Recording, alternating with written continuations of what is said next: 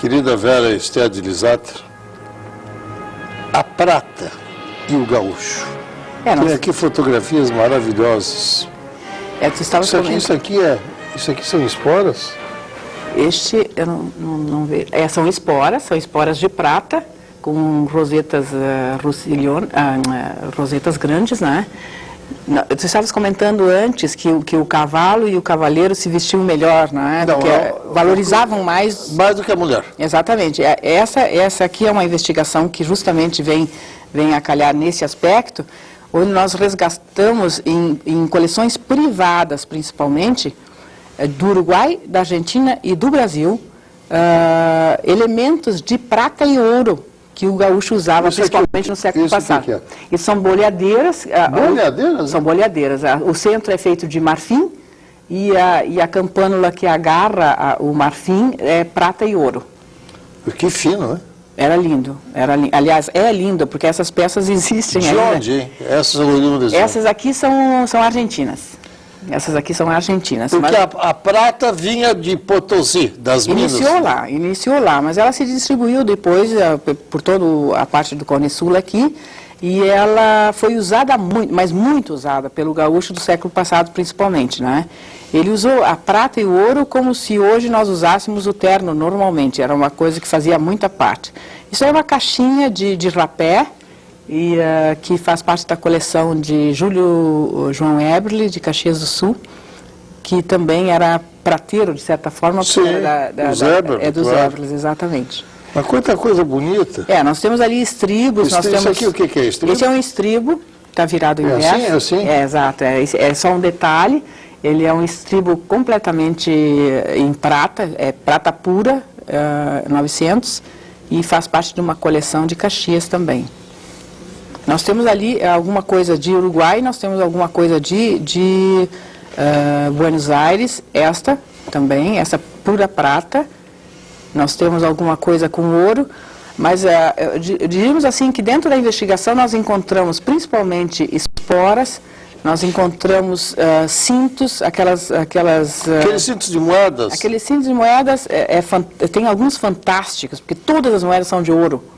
É uma coisa louca, assim, que hoje a gente pensaria, não se pensaria em fazer uma coisa daquelas. Mas realmente eles se vestiam muito ricamente. E tem algumas espadas, alguns espadins, como eles chamavam, já também fazendo parte um pouco do exército, das guerrilhas que se tinha aqui nas fronteiras. Mas na questão dos mates também, nós temos alguma coisa, na questão das armas brancas, que são as facas, os facões. Essa aqui é apenas um exemplo. É comum, é relativamente simples, mas ela é em ouro e prata. Ela fazia parte de uma coleção de um uruguaio. Essa aqui também já tem um pouco de alpaca, aqui já é mais moderninha esta.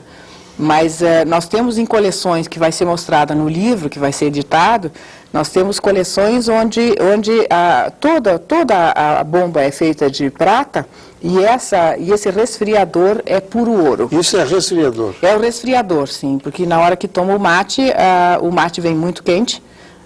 Aliás, é um hábito mais moderno tomar o mate muito quente, uma vez se tomava o mate mais morno, e quando chega aqui ele resfria um pouco para chegar na boca e não machucar. Mas essas virolas todas aqui nesse caso aqui nós estamos mostrando, tem alpaca e ouro só, nós temos encontrado, uma delas magnífica, nós encontramos em puro ouro.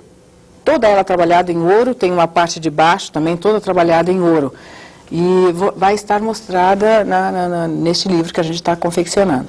O que eu acho que é mais importante ali é que, aliás é uma pena, mas é uma verdade, que todas as coleções públicas, tanto no Uruguai, quanto na Argentina, quanto no Brasil, não mostram essa riqueza do século passado do gaúcho. Ele é comum a todos nós, o brasileiro usou também, em menor escala do que o argentino, sem dúvida, porque o argentino era riquíssimo, mas são coleções que não estão sendo mostradas ao público, e eu acho isso uma pena.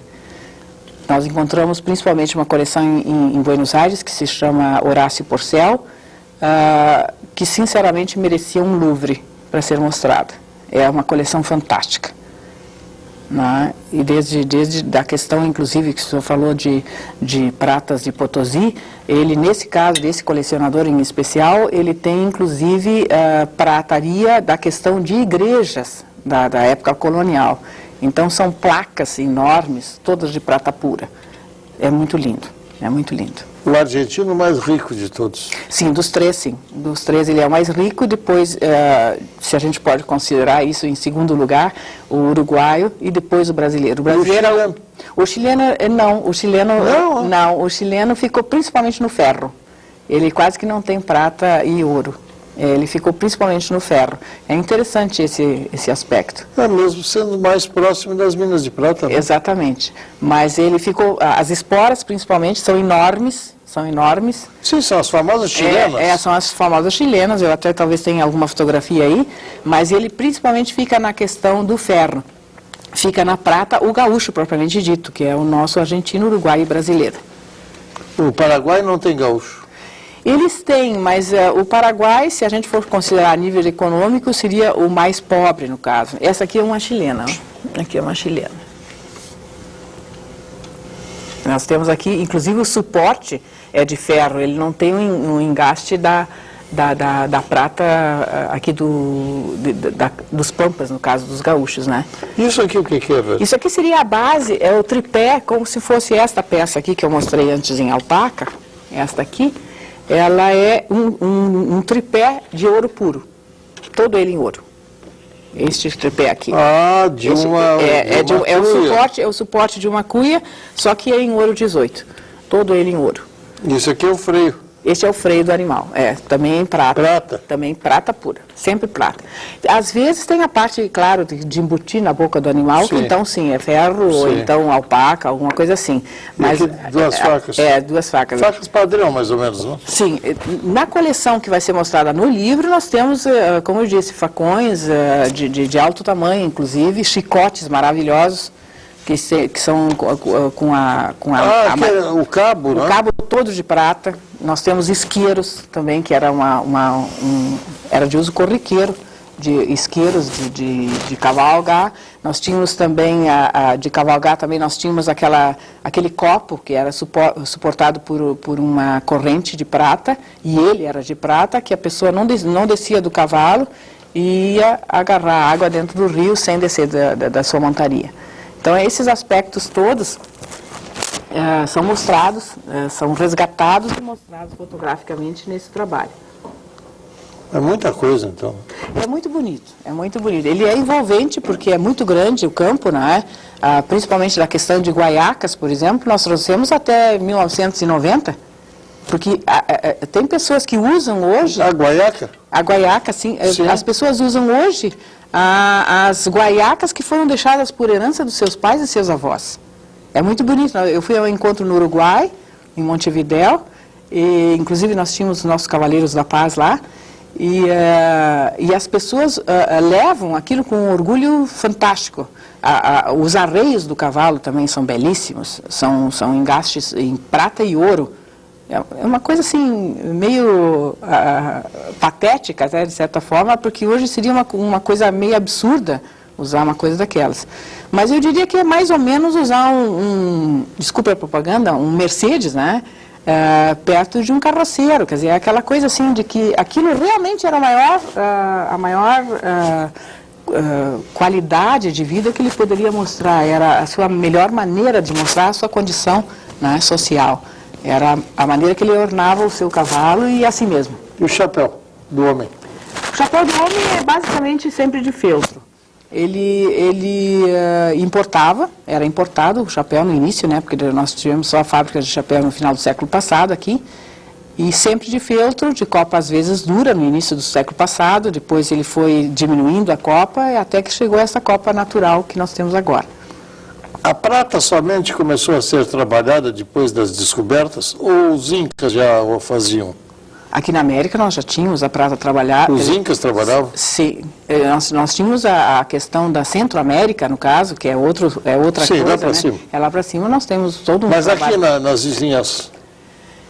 Eu não acredito que fosse trabalhado desta forma, nos utilitários. Eles eram mais ornamentais, né? São peças mais ornamentais, não nos utilitários. No caso do gaúcho, ele está fazendo utilidades, né? Ele está fazendo uso para cavalgar, para se alimentar, para se vestir, quer dizer, ele está fazendo uso. Enquanto que no que se fazia antes era mais ornamento, né? Eram inclusive lâminas mais fininhas, mais delicadas, mais como que fosse lâminas mesmo, né? Agora, o curioso que tu disseste, tem gaúcho com outra denominação. No Chile, tem na Argentina, tem no Uruguai, tem aqui no Rio Grande do Sul. E no Paraguai, não. Eu volto a perguntar por quê, hein? Detectasse por quê? Não. O que, na verdade, acontece principalmente no Brasil e no Paraguai, é que nós temos poucos documentos que identificam isso. Não é que não tenha existido. O Paraguai não foi mais uma civilização teocrática, à base dos jesuítas?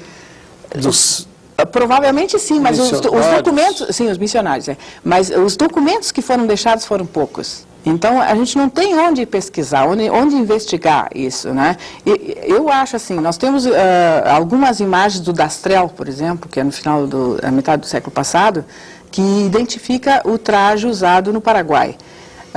Dentro da visão que o Dastrel nos dá, a gente sabe que eles usaram o xiripá, como nós usamos, eles usaram a guaiaca, como nós usamos, eles usaram o poncho, como nós usamos, o rugento. O poncho, de onde é que é?